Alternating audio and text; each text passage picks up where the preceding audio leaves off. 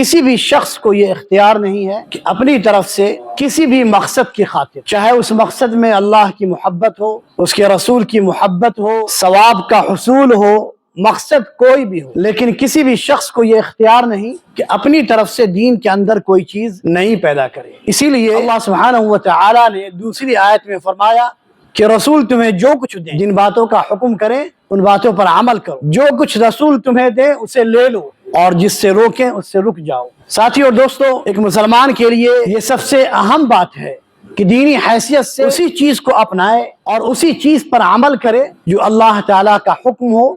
اور اس کے رسول کا فرمان ہو، اس سے نہ آگے بڑھے اور نہ اس سے پیچھے ہٹے، کیونکہ کامیابی اللہ اس کے رسول کی اطاعت میں۔ قرآن مجید میں اللہ نے فرمایا وَمَن يُطِعِ الرَّسُولَ